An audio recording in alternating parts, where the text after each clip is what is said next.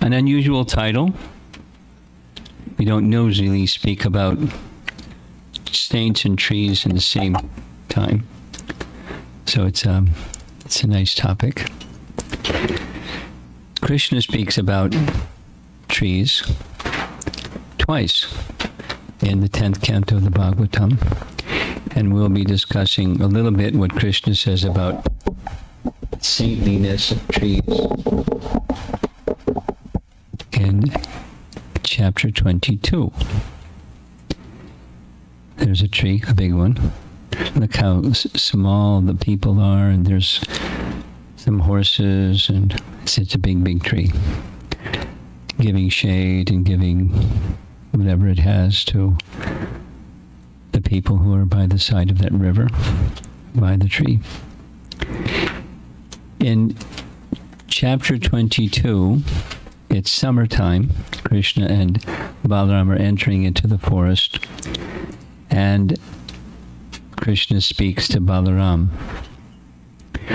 When the sun's heat became intense, Lord Krishna saw that the trees were acting as umbrellas by shading him, and thus he spoke as follows to his boyfriends.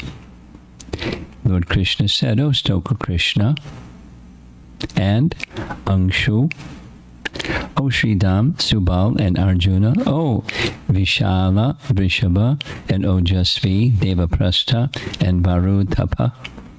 Just see these greatly fortunate trees, whose lives are completely dedicated to the benefit of others. Even while tolerating the wind, rain, heat, and snow, they protect us from these elements. I don't know how much snow there is in Vrindavan, but there's certainly the other things.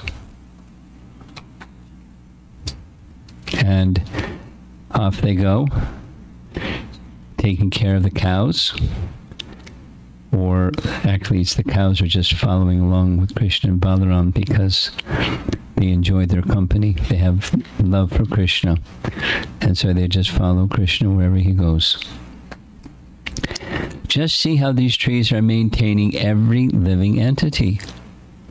Their birth is successful. Their behavior is just like that of great personalities. For anyone who asks anything from a tree never goes away disappointed.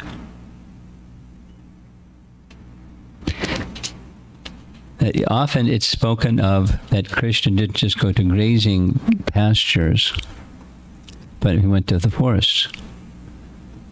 So as you see, the forest has its grazing pastures as well.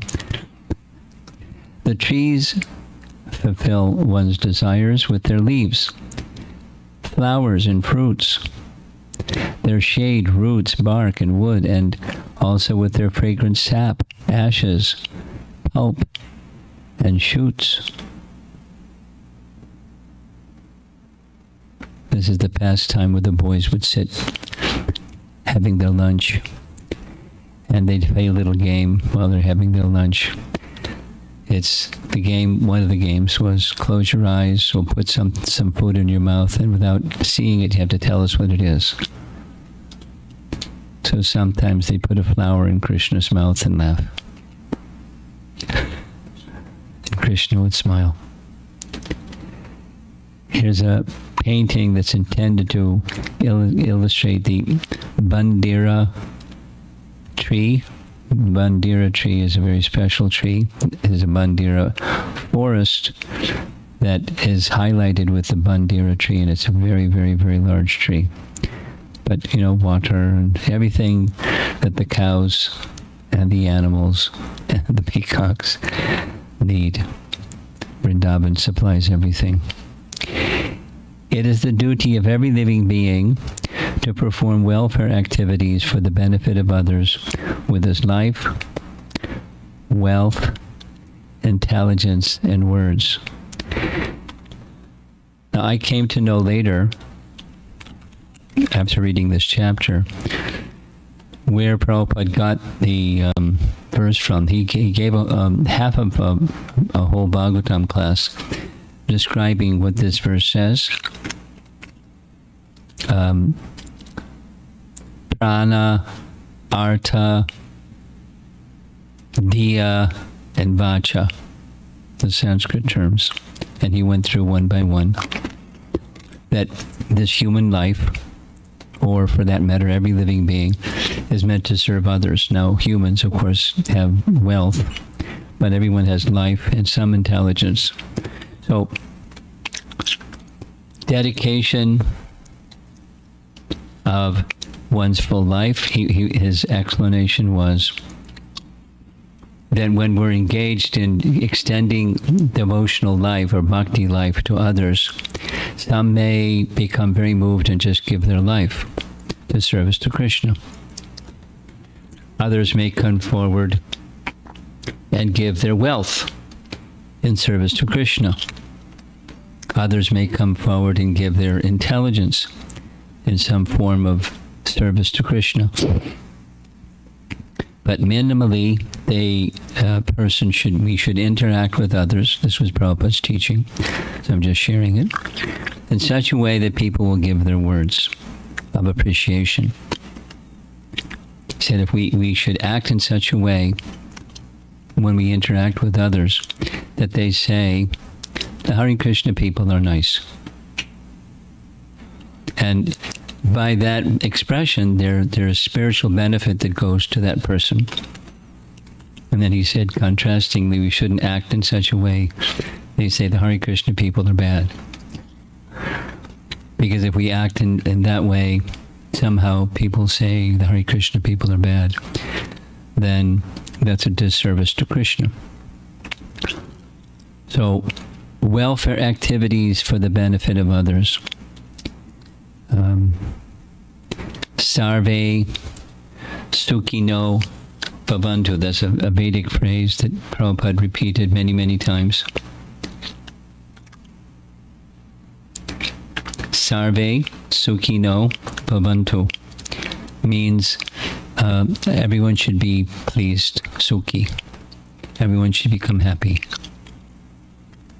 And dedicating one's life or wealth or intelligence or words towards that end, that's a duty, human beings' duty or responsibility.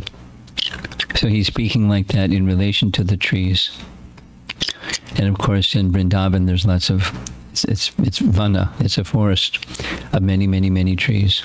And Krishna is appreciating them.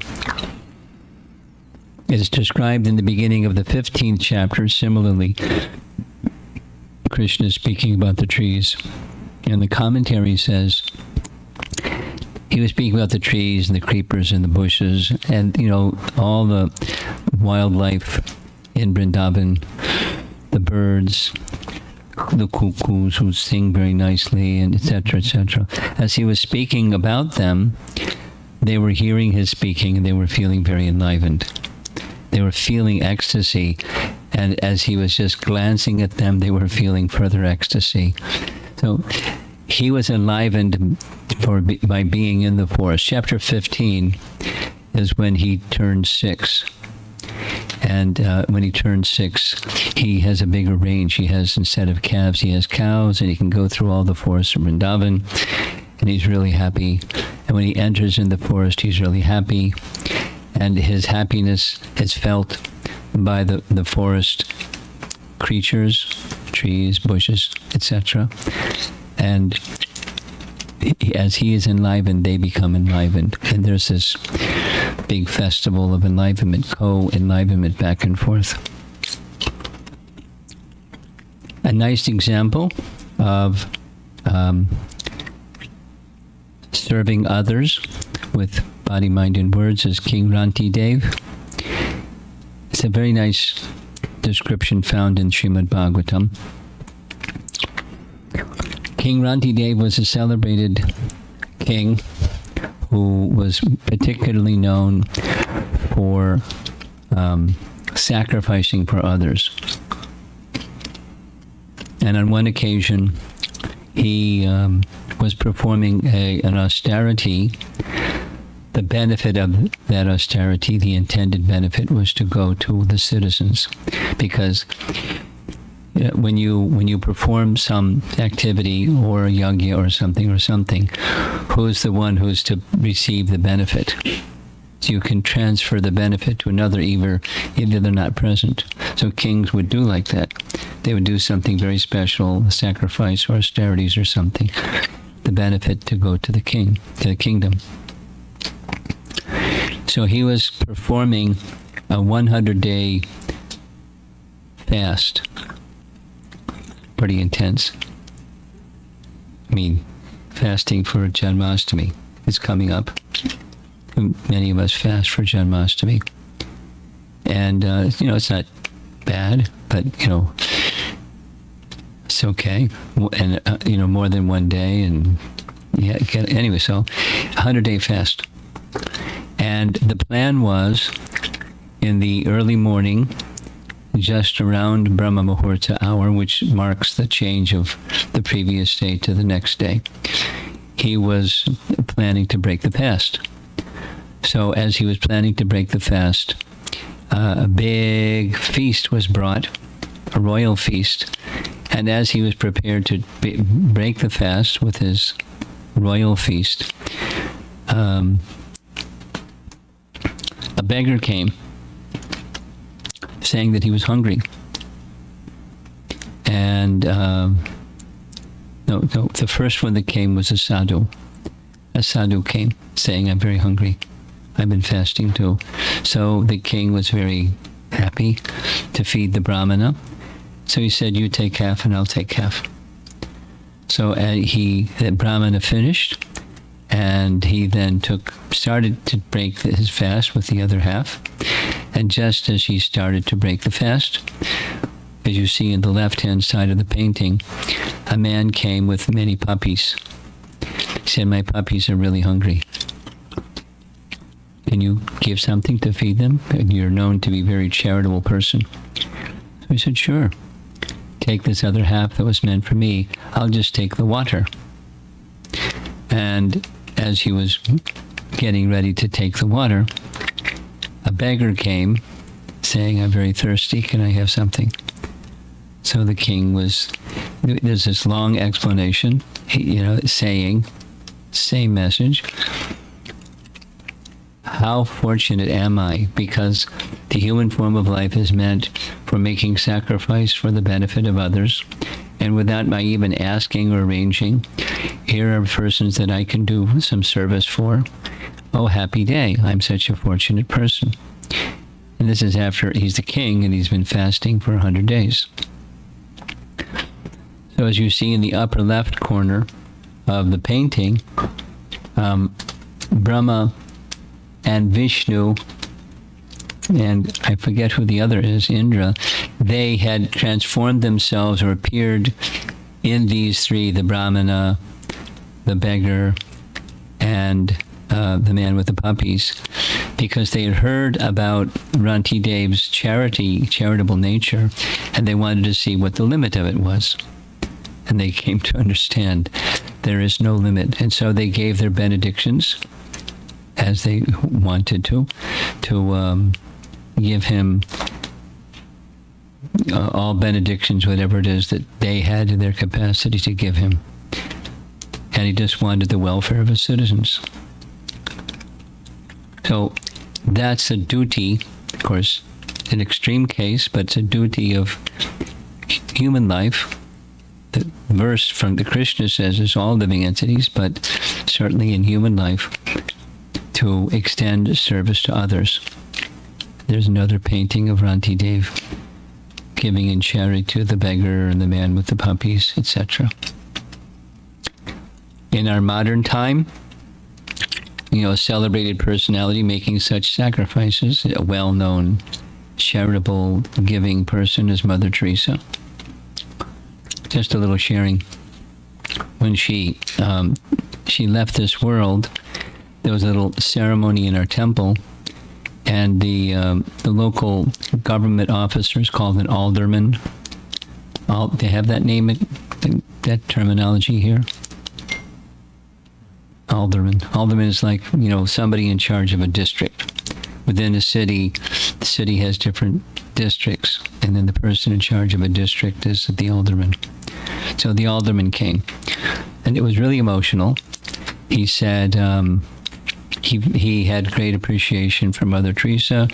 He visited her on more than one occasion, and one time he came and offered something. I think he offered some money and wanted her to do, his idea was, I want you to do something for yourself because you're always sacrificing for others.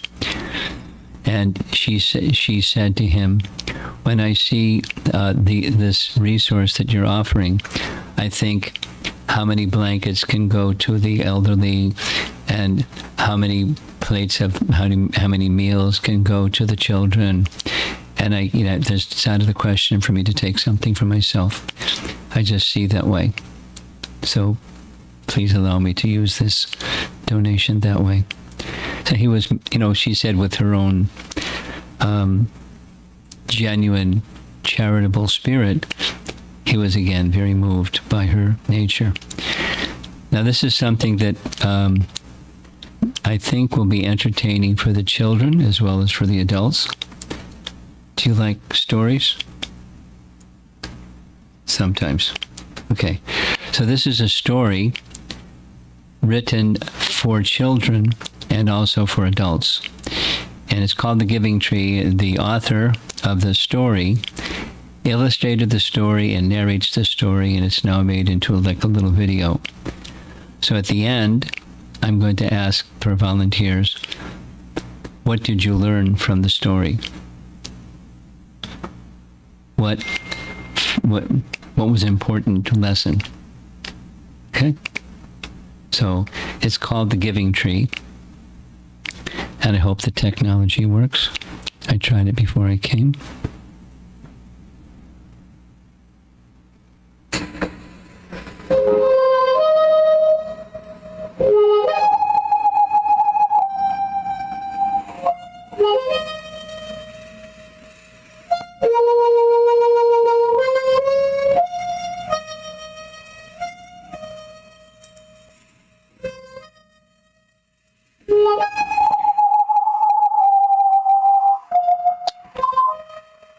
Once there was a tree, and she loved a little boy. And every day the boy would come, and he would gather the leaves, and make them into crowns, and play king of the forest.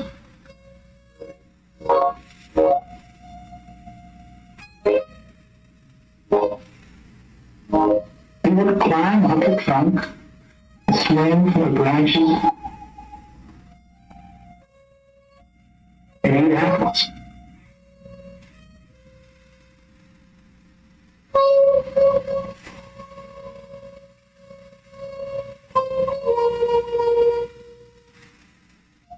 And they would play hide and go seek.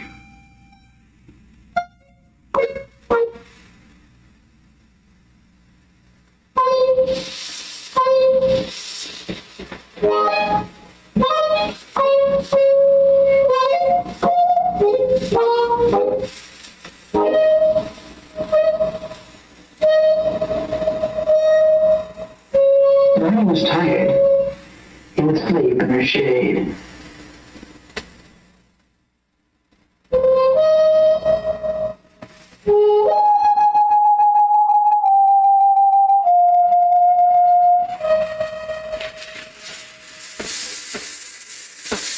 The boy loved the tree very much.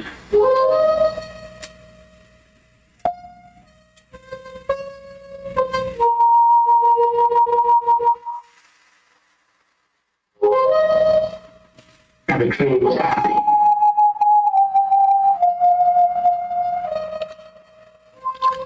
But time went by, and the boy grew older.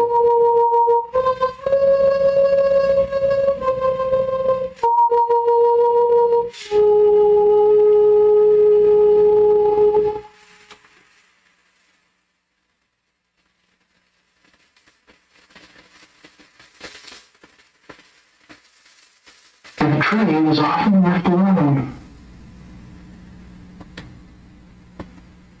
And then one day the boy came to the tree, and the tree said, "Good boy, come climb up my trunk and swing through my branches, and eat apples and play in my shade."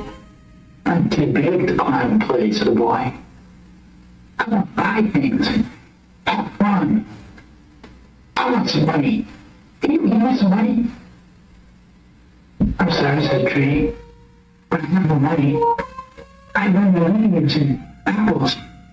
But keep my apples, boy, and sell them in the city, and then you'll have money, and you'll be happy."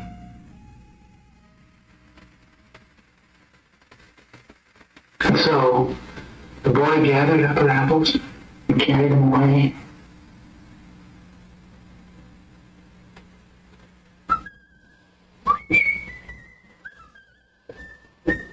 And the tree was happy. But the boy stayed away for a long time, and the tree was sad. And then one day the boy came back, and the tree shook with joy, and he said, "Good boy, come climb up my trunk and swing through my branches and have fun." "I'm too busy to climb trees," said the boy. "I need a house to keep me warm. I want a wife and I want children, so I need a house. Can you give me a house?" "I have no house," said the tree. "The forest is my house." "But when they cut off my branches and build a house."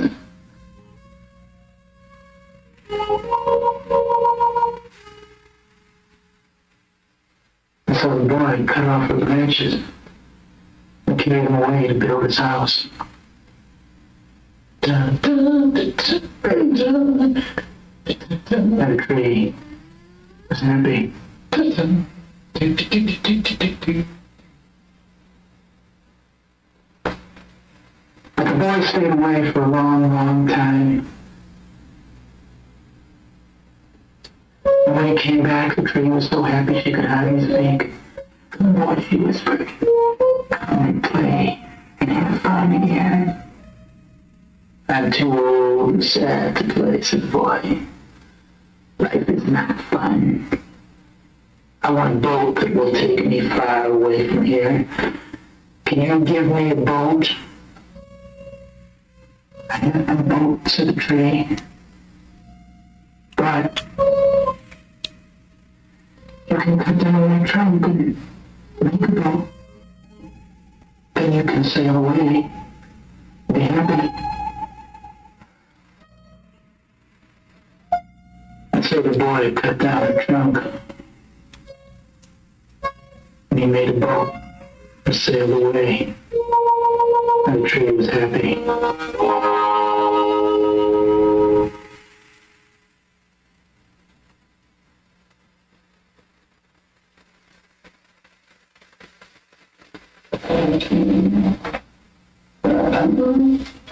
And after a long time, the boy came back again.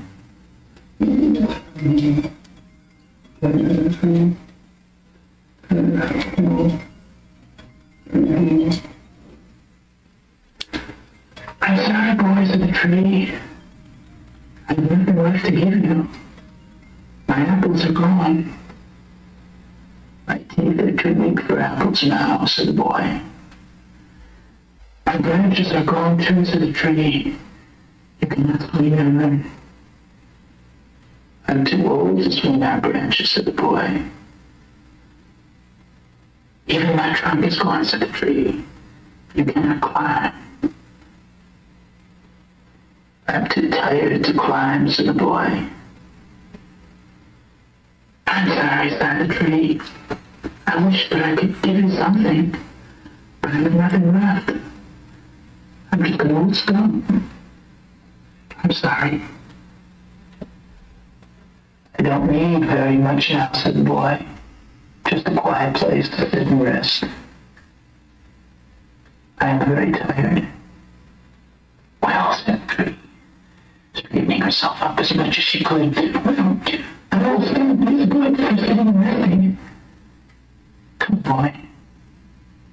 time to sit down.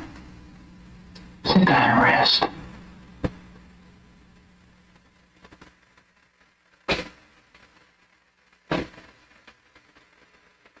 And the boy did.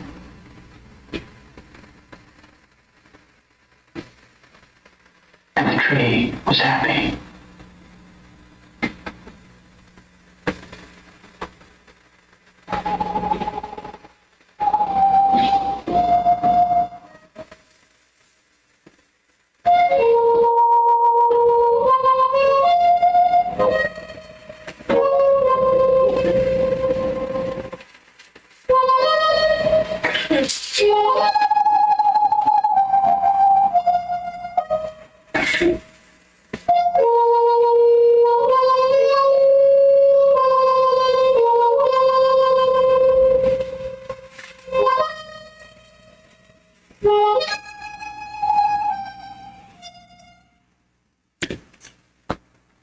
A little different, right?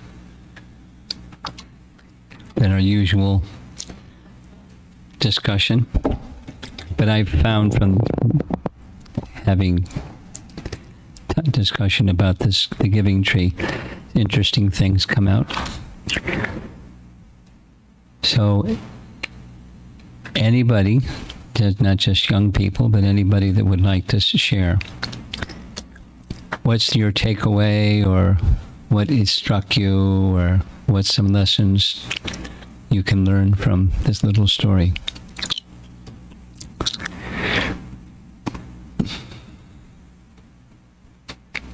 Yep. Here's a tolerance and giving without any expectation, or serving without any expectation. good. There's many lessons. Good. What else? Anyone else? Yeah. Like the boy was like a jiva. He kept asking and asking and asking from Krishna, and Krishna would provide. And then once he went through the sufferings of the material world, he came back, and when he finally realized that there's nothing left for him to do, and he finally stayed with the tree. Nice. Nice.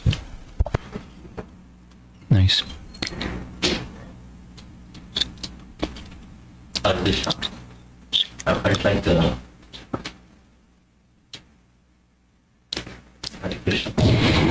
I felt like Tree is a mom. Yeah. She sacrificed for everything, whatever the son says, or anyone. Moms are like that. Yeah. That's it? Okay.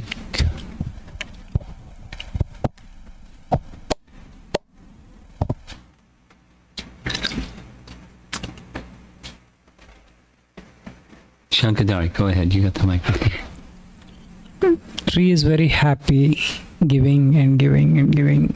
It's always wanting to give. It's never has holding anything back. Whatever it has, it's willing to give. Yep. Yep. The Giving Tree. That's the name of the story.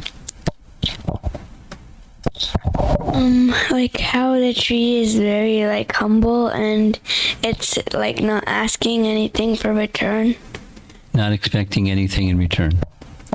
Yeah. Yeah. To your other, yeah.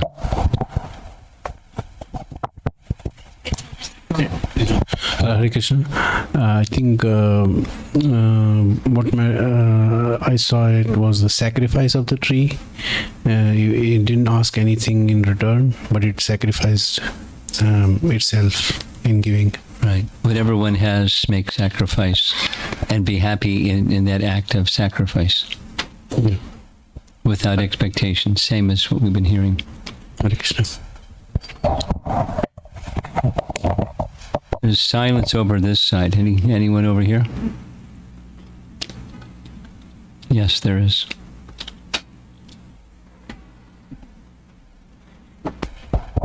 Yeah, same thing, similar thing. It reminded me of my parents as well. Yeah, both mom and dad. So that I felt like always they give and they give, and they don't expect anything back. So yeah, it really moved, this video, and the paintings are very nice. Yeah. I've attended gatherings where someone starts crying, and I've taken so much from my mother or from my parents, and I'm like the little boy.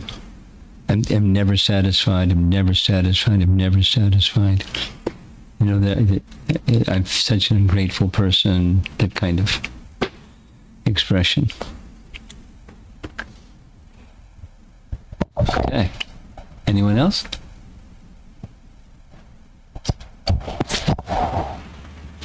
Okay. Here's an important addition. And that is, if the act of charity is giving something material and giving something immaterial and giving something material, there's never the point of satisfaction. So giving is good. Selflessly giving is better than good. And giving where there's a spiritual value, a spiritual merit, is the best giving. So that was what was missing. Now, I don't know if Shel Silverstein intended to say that, but that's how it strikes a devotee. Now, this is Prabhupada singing the third verse of Shikshastaka. It speaks about trees also.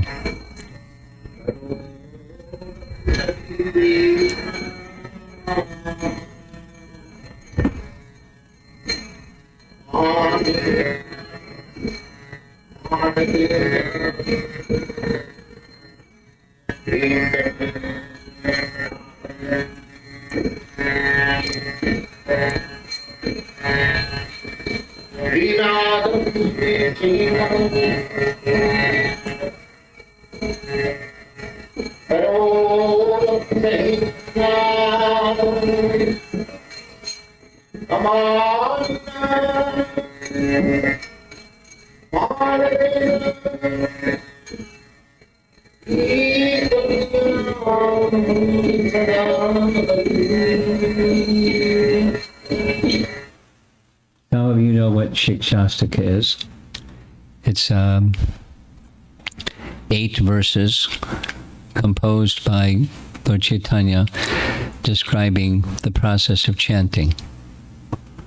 And the second line, Taror api sahishnana, is a tree. So there's 4 parts. Trin, it means straw. Taror means tree. Amanina is offering respect to others. Manadena is not expecting respect or anything in return. Kirtaniya Sadahari, in such a state one can chant the holy name constantly. Here's the translation.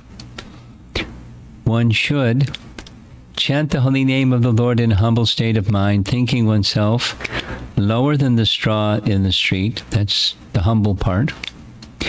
One should be more tolerant than a tree. Tolerance was mentioned in the feedback here. Devoid of all sense of false prestige, amanina, and should be ready to offer all respect to others. In such a state of mind, one can chant the holy name of the Lord constantly. So this is an important, very important teaching in relation to chanting. Lord Chaitanya considered it so important that he said like this: raising my hands, I declare, everyone, please hear me. String this verse on the thread of the holy name and wear it on your neck for continuous remembrance. Very, very important verse. So we're going to go into it a little bit, particularly where the tree part. More tolerant than a tree. One should chant the holy name of the Lord in a humble state of mind, thinking oneself lower than the straw in the street.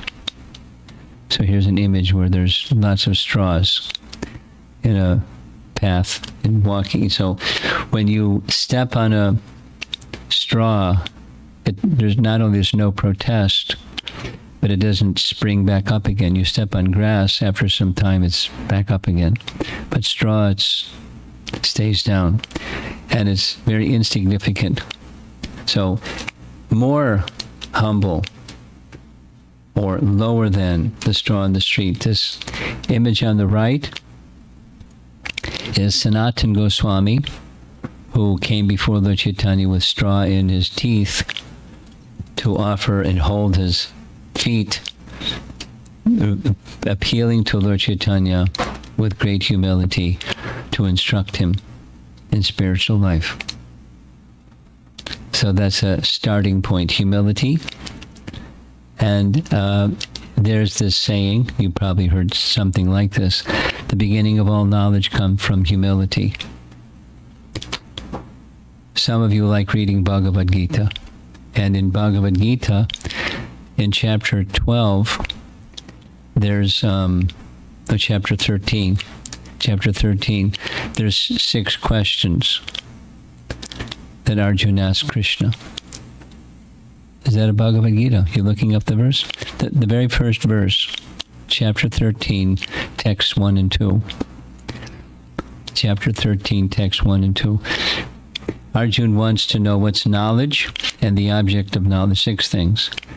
Jnanam and Gyayam, knowledge and the object of knowledge. Prakriti and Purusha, the material nature and the enjoyer of material nature. And the third pair is Kshetra and Kshetragya, the field and the knower of the field.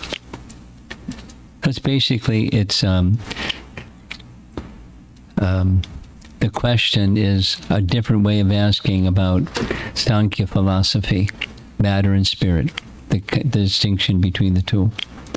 So when it comes to giving the explanation of what is knowledge, the first item is humility. Amanidvam adam vidvam. Beginning of all knowledge comes from humility. Then the second item is more tolerant than a tree. So as we heard Krishna saying what trees do, they just serve. They supply, if they're an apple tree, they supply apples. They supply their branches. They're a place for children to play, or shade in the summer, or fuel in the winter. And that's what they do. They're along with tolerating extremes, it's just serve and serve and serve. The third item is devoid of all sense of false prestige. That's a state of mind or consciousness that I'm meant to be a servant of others and ultimately a servant of God, and ready to offer all respect to others without expectation of respect in return. When we respect others, we sometimes have an expectation. And when there's no expectation, that's the recommended consciousness for chanting always. In such a state of mind, one can chant the holy name of the Lord constantly. So now we're going to focus on just the tree part. Toror api sahishnuna. On the left side, there's a painting, a celebrated event, where Raghunath Das was chanting the holy name by the side of Radhakund. And it was in the middle of the summer and it was roasting hot. But he was so absorbed in chanting, he just was oblivious to the heat. And his body was baking in the hot sun. So Radharani came from behind, held her garment, upper garment, over to make shade for Raghunath Das until the heat of the midday sun went away. You can see behind her the sun's rays coming. And maybe you can also see there's perspiration coming from both of them, and it's dripping into Radhakund, and standing behind them, the elder among the 6 Goswamis, named Sanatan Goswami, he was watching the whole thing. And when the heat of the midday sun subsided, Radharani withdrew that cloth and she disappeared. And Raghunath Das didn't even know anything was going on because he was so absorbed in chanting. He was being very, very tolerant. Sanatan Goswami chastised Raghunath. We're meant to serve Radharani, and here you are, you're so renounced that Radharani has to serve you. That's not good. So he appealed to him, please build a cottage so you can chant inside your little cottage and not cause Radharani to come and serve you.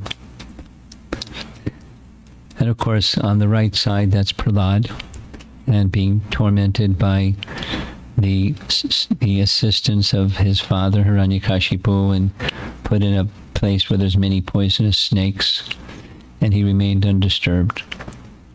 Here's the statement. There may be so many impediments for a person who is chanting Hare Krishna. Prabhupada. Nonetheless, tolerating all these impediments, one should continue to chant so that at the end of one's life one can have the full benefit of Krishna consciousness. Now, here's another illustration. When a tree is supplying necessities for other people, here's some persons gathering the fruits, some persons taking the branches, some persons chopping the whole tree down, and the tree tolerates and simply serves. And when there's some difficulty that comes their way, they don't protest. Here it shows someone chopping the tree down, and the tree grabs the chopper and chops the guy. So the trees don't do that. And even when drying up, it does not ask anyone for water. It delivers fruits, flowers, and whatever else it possesses to anyone and everyone. There's a woodpecker hammering away at the tree, and it just continues. The tree continues supplying whatever it can. So it tolerates scorching heat and torrents of rain, whatever the seasonal changes are. It remains, and it still gives shelter to others. In the heat, it gives shelter to the peacock. In the winter, giving little berries or fruits or whatever it does for the birds. Prabhupada speaks about this tolerance in relation to Lord Chaitanya. The painting is a godbrother of his spiritual master, Ramchandra Puri. Ramchandra Puri was a disciple of Madhavendra Puri. Lord Chaitanya's spiritual master was also a disciple of Madhavendra Puri, and they were two very different personalities. Ishwara Puri, his spiritual master, simply served Madhavendra Puri until his final days in a very humble way. And Ramchandra Puri, on the other hand, was criticizing him, for foolishness. So Madhavendra Puri said to his disciple Ramchandra Puri, "Leave me. I don't want to see you again. You're such an offensive person. Whatever you want to do, wherever you want to go ahead. I don't want to see your face again. I don't want to leave this world seeing your face. Please leave." So the rest of his life, Ramchandra Puri was very busy in finding fault with others, as he did with his spiritual master. So Prabhupada writes, a devotee engaged in chanting the holy name of the Lord practices forbearance like that of a tree. Even if rebuked or chastised, he does not say anything to others to retaliate. A Vaishnava should not ask anything from anyone else. This is in the extreme sense of renunciation, like Haridas Thakur pictured at the bottom on the left. Or Madhavendra Puri, the same spiritual master I mentioned, he was at the topmost stage of sannyas. His practice was, he didn't perform madhukari, he didn't go door to door and ask for alms from householders, and whatever he received, that would be his maintenance for the day. He didn't do that. He would, if someone came and offered him something, he would accept, and otherwise he would fast. So sometimes he would fast for several days without complaint. But if a Vaishnav should be satisfied to eat whatever vegetables and fruits are easily available. Here's a nice painting of Prabhupada with the printer. He had no employment. He was a sannyasi. With the publications that he made, he would receive some donations. With those donations, he would print a Back to Godhead magazine, a monthly Back to Godhead magazine. And there's this history where the printer was advising him, why print just magazines? Because after reading the magazine, generally people throw it away. But if you print hardcover printed bound books, people won't throw it away. It'll be in their possession for their life. So Prabhupada appreciated what he had to say. In the course of passing life, he does not give anxiety to others, but rather does good to them while forgetting about his own happiness. And Prabhupada taught that, but he also lived that principle. Practicing forgiveness like that of a tree and giving up violence towards other living beings, he protects and maintains them.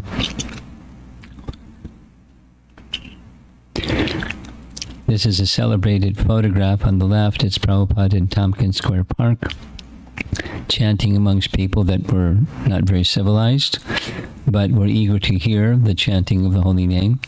And that's how the Hare Krishna movement began. On the right, that's Prabhupada seated in the little kitchen and dining area that he has in his rooms in the Radha Damodar temple. Those rooms are still there. A little maintenance fee is paid to the Goswami of the Radha Damodar temple. And they're kept clean and so forth. And many pilgrims, ISKCON devotees for sure, go and see that place where Prabhupada started before he came to America. Although a Vaishnava is the most exalted person, he is prideless and gives all respect to everyone, knowing that everyone to be the resting place of Krishna. The painting shows there's a devotee sitting under a tree chanting, and here and there are different species and forms of life, but within everyone there is a form of Krishna or super soul within. If one chants the holy name of Lord Krishna in this manner, he will certainly awaken his dormant love for Krishna's lotus feet. And the painting is the cover of it's a reprinted cover of something that Prabhupada wrote before he came to America. The book was called Easy Journey to Other Planets. And when the space exploration started ramping up, Prabhupada was still in India. Russia and America were who's going to get to the moon first kind of thing. And so he took that opportunity, like that craft, whatever it is, exploring craft, or he kept saying Sputnik, the Russian term, of the thing that would fly in the air. And Easy Journey to Other Planets was saying that people want to go here and there within the universe because we have the natural right. But you have to follow the proper process, not just by bullying your way here and there, but by becoming qualified. And you become qualified, and it's natural that one can attain any situation within the universe, or as this painting is showing, beyond the universe. Easy Journey to Other Planets.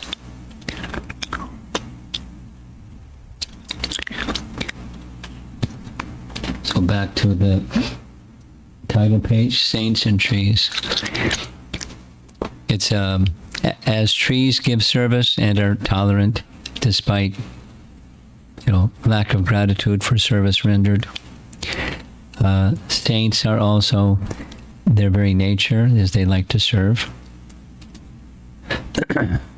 Human form of life is meant for that, but they are actually immersed in that mood, and they have the greatest things to give, not just apples and leaves and branches and so forth, but spiritual well-being. That's the best of all service, because then real satisfaction can come.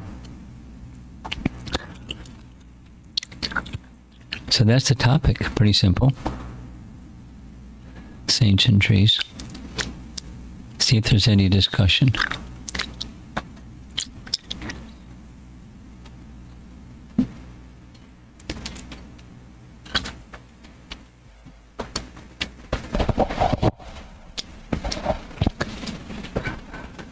Maharaj, when I heard that Kalpana Mataji picked this topic, I wasn't sure why she picked this topic, but I'm really grateful to you. I never saw this presentation before. It's very, very amazing topic.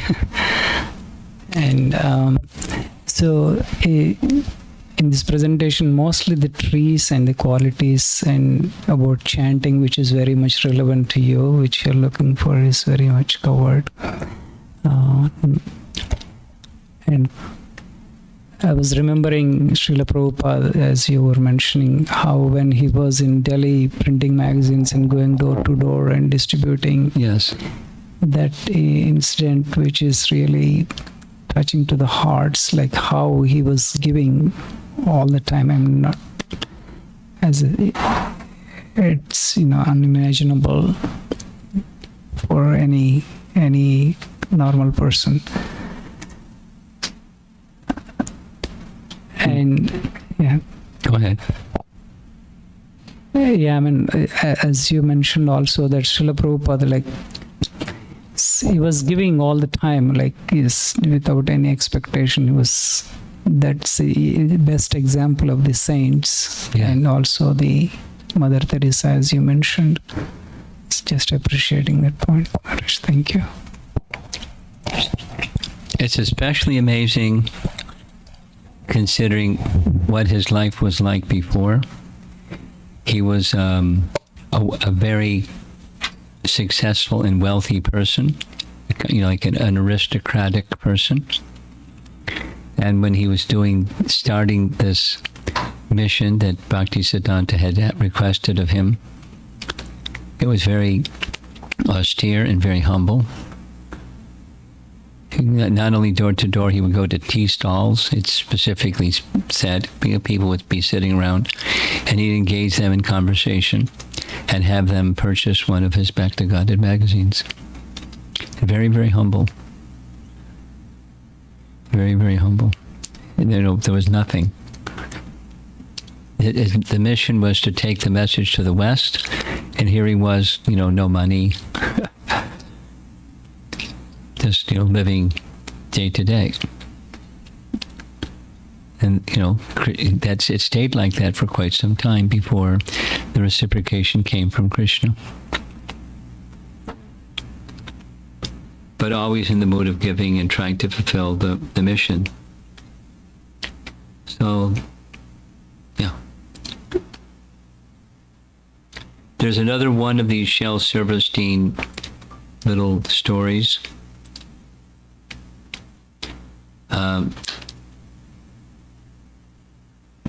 The missing piece in the big O. What started me with this is there's a devotee, a Prabhupada disciple named Abhiram, who had 2 children, a son and a daughter, and on a weekly basis they would sit and read the story. They'd have this little video. They read the story and talk about what it meant. That was part of his parenting exercise.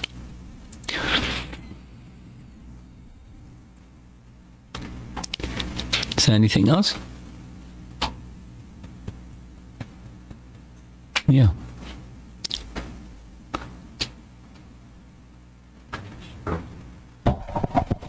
Why did all saints choose only trees to do in a meditation? What's that? Why all yogis, gurus choose tree to sit and do a meditation? Well, they don't always. I don't sit under a tree. But what you know, in forest life, it's a place of shelter. I mean, you can sit in the middle of a field, but you can sit by a tree, and it's a place of shelter.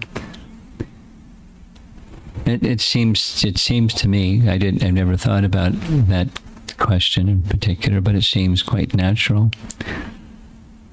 Like Lord Shiva sits under a big tree, and others we know Buddha sat under a tree. Place of shelter. Thank you, Maharaj. Now, you selected this topic. Do you have something in mind when you selected the topic? This is what I selected. You did. What was your thought process? This is an interesting one. Other topics we already knowing from when we are from a child age. Oh. Until now we are seeing some serial we never heard from parents, grandmas. And one day This the was a thing new is one. the saint and trees. I mean, I'm interested in Vahanas, like God Vahanas. Why did they choose that one? Ayudas. Why did Sri Krishna choose only flute other than any musical instrument? That why I'm very curious to know that things. Maybe in the next couple of years that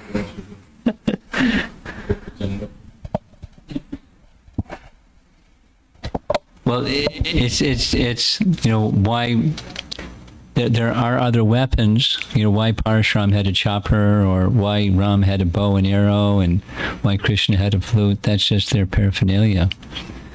You know, he sometimes played his bugle, buffalo horn. You know, it's very sweet sound. So Krishna liked making sweet sound.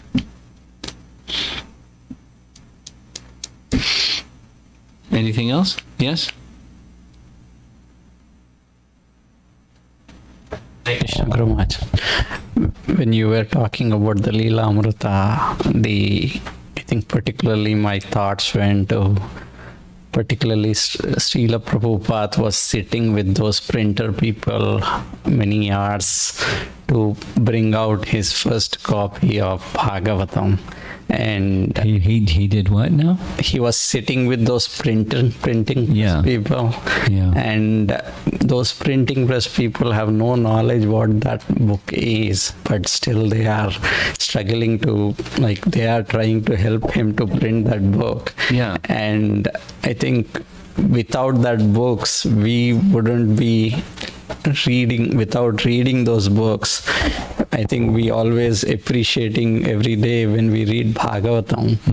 Without their struggle, without their sacrifice, including Srila Prabhupada, and Srila Prabhupada used them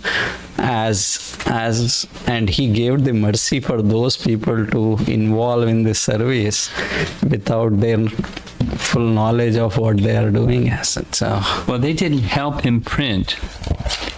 They just recommended your mission will be more successful if you have permanent literature rather than disposable literature.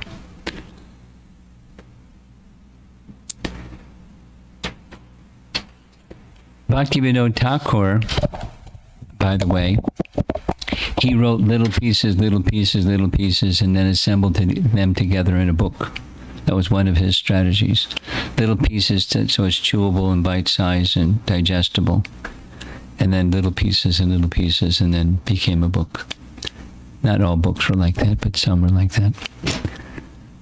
But yeah, we're indebted to that. Krishna spoke through the printer for our benefit. For sure. Your mom has something. And it was very moving for us to reading that Leela Amrita, particularly the author, I think. Particularly what? Particularly the Satswarupa Das Prabhu. He described how the printers and paper, how Srila Prabhupada sat with those people to edit those each day, every day, night and day. I think those description was very It's a very special literature. My personal opinion is he was empowered at the right time when it was needed to have some record of Prabhupada's life. And so he was known to be a good writer. He was the editor of the Back to Godhead magazine and wrote articles for the Back to Godhead magazine. He was inclined to write, so that was the service given to him, and Krishna empowered him. It's very special literature, for sure. Okay.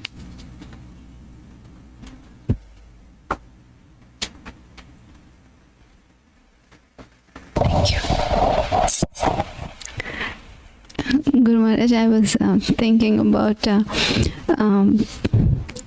the same terms, Srila Prabhupada's sacrifice. When the tree had, the fruits and branches and everything, there is, that's one thing to give to others.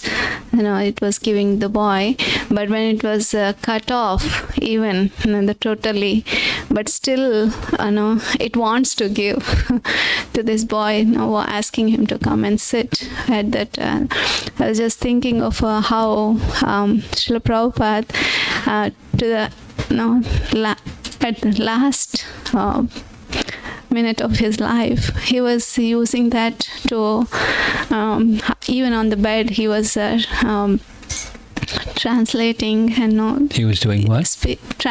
He was giving his speech to his disciples sitting next to the. He was doing what? He was giving his speech. Giving his speech? Yeah.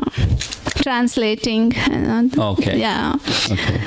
So I was really moved by that, actually, how the saintly persons, even they are not in a physically not in a position, but still wanted to give. Jai Patak Maharaj also I was thinking about. Showing by example. By example, yeah. That was when his health was strong or not strong, he was giving to his capacity. Totally dedicated for others' welfare. One of the, you probably noticed, I was listening to a recording of Hari Sori speaking about his service to Prabhupada. Because he was very close to Prabhupada, he knew certain things that the rest of us didn't know. And now hearing just, some things came out of that little talk. And what an amazing memory he has of dates and times and details. That his consciousness was absorbed in Prabhupada, and many little details were just unknown, except for people that were very close. Persons that were distant certainly could see the sacrifice, but keep on giving to the last breath. You have something more? Yes, ma'am. Hare Krishna. So my question is, I think from my childhood that I learned this principle to give.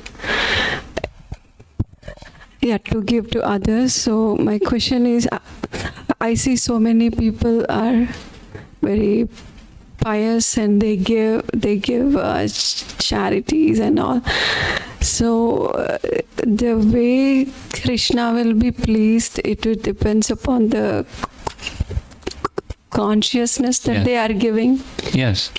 So if they don't have any desire or something, or they're just giving without anything, then what? When you say they, who's they?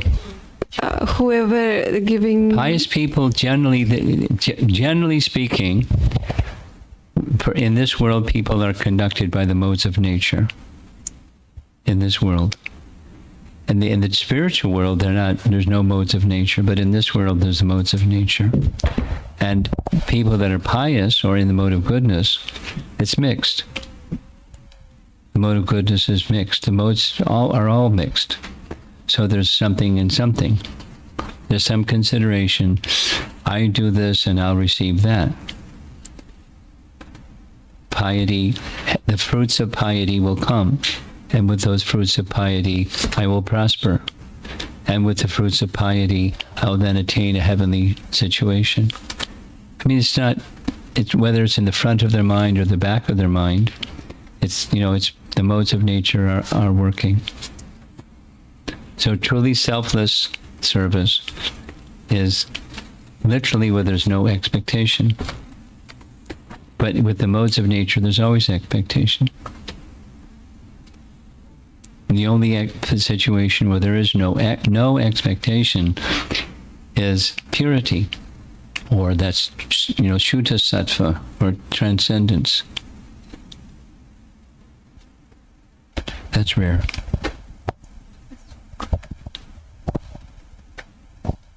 Okay. One more and then we're going to end.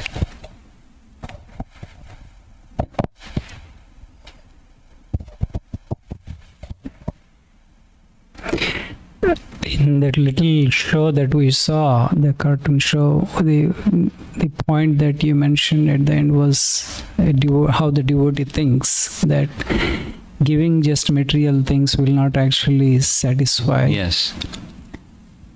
So even when giving material things, the intention should be giving spiritual benefit or Krishna connection. How should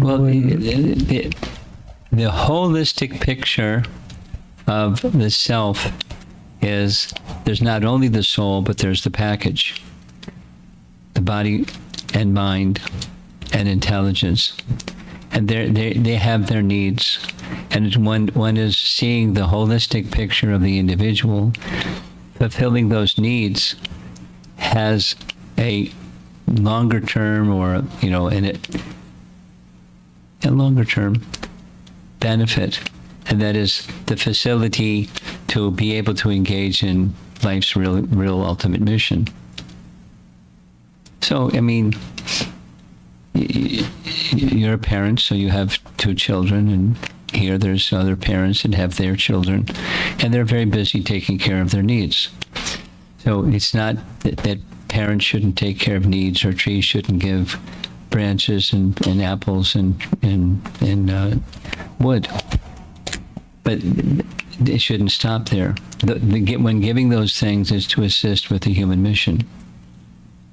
And that's the deeper challenge than making sacrifices to give things. Is the human mission, the spiritual benefit of life. Anything online? No. Okay, we're done. Srila Prabhupada ki jai.